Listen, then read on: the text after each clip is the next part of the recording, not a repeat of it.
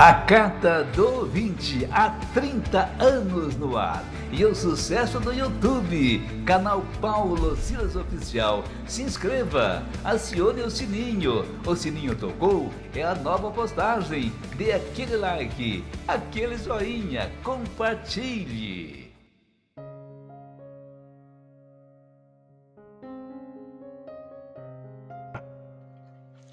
Nós morávamos em Santa Catarina. Meus pais tinham pousada. Tinha uma família que vinha todos os anos para passar uns dias na pousada. Eles tinham 3 filhos, 2 meninas e um menino. Nós éramos quase da mesma idade. Fizemos amizade, a gente brincava bastante. Eu não via a hora dessa família chegar.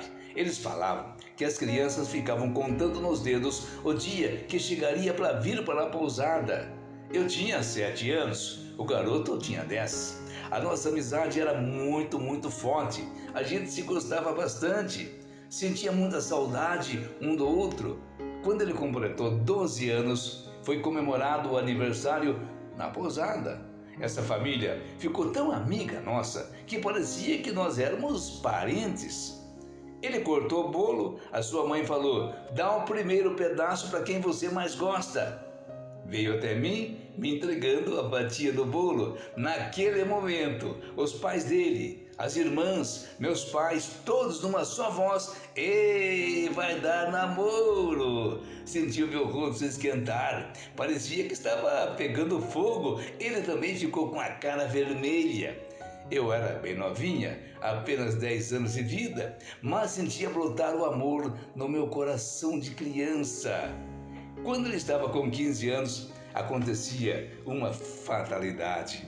O seu pai sofreu um acidente de carro e acabou perdendo a vida. Era tão jovem, tinha somente 42 anos, uma vida inteira pela frente, porém, infelizmente, o destino assim o quis. Fomos no velório, passei o tempo ao seu lado, dando apoio, dando força para ele. Estava muito abalado. Afinal, amava muito o pai. Depois do sepultamento, fui me despedir dele. O abracei. Ele cochichou no meu ouvido: "Eu te amo." Respondi: "Te amo muito também." Começava ali, naquele momento triste, doloroso, o nosso namoro. Um namoro à distância. Eu era muito nova, apenas 13 aninhos de idade, e ele 15. Meus pais não iriam permitir o nosso namoro jamais. A gente agora não se via mais. Com a morte do pai, eles não vieram mais para a pousada. O tempo foi passando, a gente não se via. Achava que ele havia me esquecido e estivesse com alguma menina. "Ah, se não está querendo me ver, é porque está com outra menina." É assim que eu pensava. O nosso namoro foi uma coisa de criança. Não houve beijo, nem na mão a gente pegava.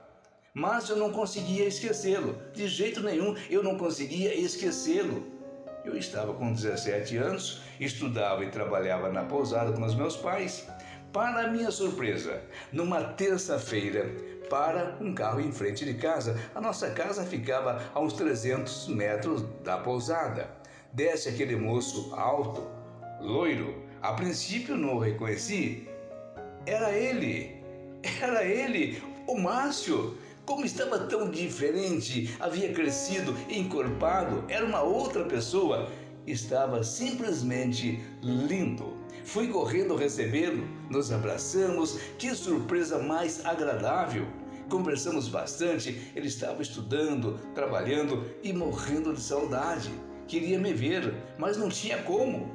A sua mãe, depois da morte do marido, perdeu a vontade de passear, somente trabalhava. Entrava de cabeça no trabalho, era professora, a sua vida era dar aulas. Até que ele passou maior de idade, tirou a carteira de motorista, comprou um carro e veio correndo me ver. Agora, o nosso namoro era para valer. Conversou com a minha família, meus pais ficaram muito contentes porque gostavam dele, gostavam muito dele, uma pessoa simpática, alegre. Como nós morávamos a quase 500 quilômetros de distância um do outro, a gente demorava para se ver. De cada 3 a 4 meses, fazíamos planos para casarmos. Tinha que terminar os estudos primeiro. Não tinha como largar os estudos, tinha que primeiro estudar para depois se casar. Quando eu estava com 22 anos e ele 25, aí ficamos noivos e marcamos a data do nosso casamento. Que alegria! Poder me casar com um homem que amava, um amor desde criança, um amor de infância. Casamos. Logo que casamos, o banco que ele trabalhava o transferiu para Porto Alegre, Rio Grande do Sul. Estávamos prontos para comprar o nosso apartamento, tivemos que mudar os planos. Depois de 2 anos morando no Sul, compramos o nosso apartamento. Logo em seguida, engravidei do nosso primeiro filho. Depois de 3 anos, nascia a nossa filha. Ele um ótimo pai, ele um excelente pai e um ótimo marido também, um excelente marido. Eu estava muito feliz, tinha uma família linda. Em casa havia harmonia, a gente não brigava de jeito nenhum. O tempo foi passando, as crianças foram crescendo, novamente meu marido foi transferido para a cidade de Rancharia. Foi para lá ocupando um excelente cargo. Eu fiquei. Trabalhava numa ótima empresa, as crianças estavam estudando, não tinha como acompanhá-lo. No começo, foi difícil acostumar sozinha, ficar longe dele. Que saudade! A gente se via de cada 15, 20 dias.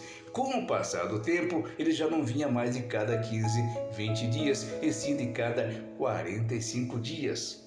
Era muito tempo. E eu ficava pensando, será que não me ama mais? Será que está com outra mulher? Por que tanta distância? Por que não vem me ver? Por que demora tanto para me ver? Então a minha cabeça começava só pensando o que não devia. Eu chegava até a chorar. O nosso relacionamento começava a esfriar. Começava a esfriar por causa disso. Então o casamento começava a esfriar, começava a desgastar. Por pouca coisa, assunto bobo, a gente acabava discutindo, acabava brigando.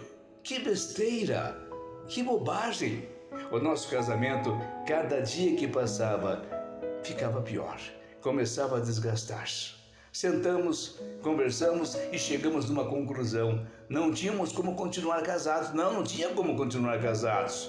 A única saída foi partir para o divórcio. Por causa das crianças, ele abriu mão da partilha de bens. Continuei morando no apartamento, ele ficou com o carro e a moto. Vamos em frente. Vida que segue. De tempo em tempo, ele vinha visitar os filhos. Tinha vezes que os levava para passar o final de semana com ele. Não entrava em casa, não entrava em casa. As crianças desciam com o elevador e ele pegava. Há um bom tempo que a gente não se falava. Quase um ano que a gente não se falava. Quase um ano. No dia do meu aniversário, recebi um vaso de orquídea. A minha flor predileta. Linda, mas linda essas orquídeas. Junto tinha um cartão. Era o meu ex me desejando felicidades. Dizia também que estava com muita saudade. Na semana seguinte, me mandou flores e um cartão com os seguintes dizeres: a sua falta está me corroendo. A sua falta está me matando. Ligarei logo mais à noite. Atenda, por favor. Me ligou, marcamos de conversar em casa no sábado. Ele veio, dizendo estar arrependido do divórcio, estava triste, me amava muito. Por causa desse amor, não conseguia se relacionar com nenhuma outra mulher. Estava sozinho. Desde que acabou o nosso casamento, ele não se relacionou com ninguém.